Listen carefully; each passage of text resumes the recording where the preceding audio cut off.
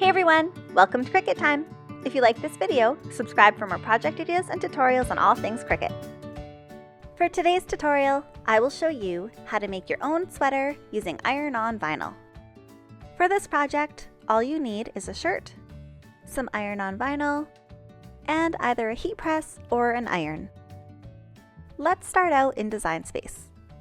I found this lovely mountain design in the Images section, and I have included the image number in the description below so you can find it easily. I did change the bottom of the design so it worked for our crew.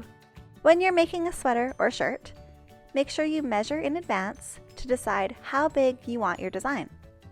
I am making 2 children's sweaters and 1 adult, so mine are 7 inches, 7.5 inches, and 9 inches wide. These are ready to go, so I can press make it. I will be cutting these out on a mat, and instead of doing it on 3 smaller mats, I will be using the larger 12 by 24 inch mat instead. When you are using HTV, you always have to remember to click this little button here, Mirror, so you don't end up with a backwards final product. Unlike vinyl, you'll be flipping the whole thing over, so you need to cut it out mirrored. Now I just have to set my base material, which is everyday iron-on.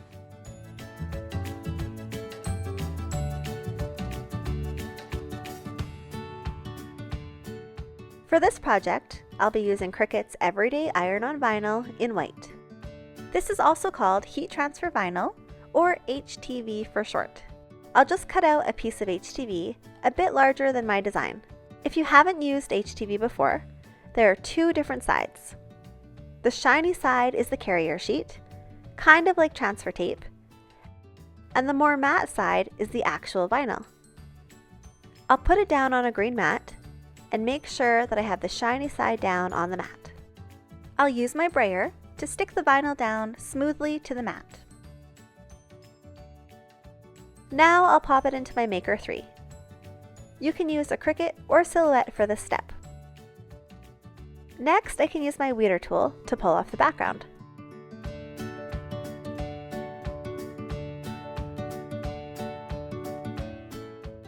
I'll just flip the mat over and peel the mat away from the HTV to get it off. Next, I'll use my scissors to cut these sections apart.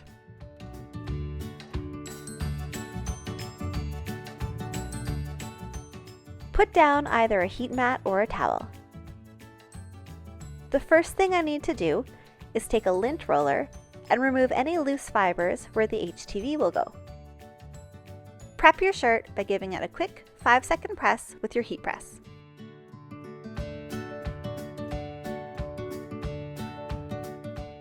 Now I can place the design into position. I'll use a ruler to make sure it's centered on the shirt, and then stick it down in place. Now I can stick it on using my Easy Press 2. For a cotton poly blend like this, I need to set my heat press to 315 degrees for 30 seconds. If you aren't sure what setting you should be using for a specific material, just go onto the Cricut website and refer to their heat guide for recommendations. It's nice and easy to use. You just click on your heat transfer material and your base material, and it will tell you what setting to turn your heat press to. Flip it over and do the back for an extra 15 seconds.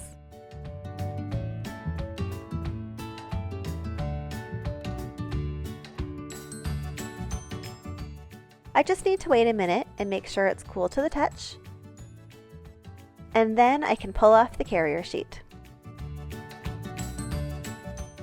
And just like that, this shirt is done and ready to go.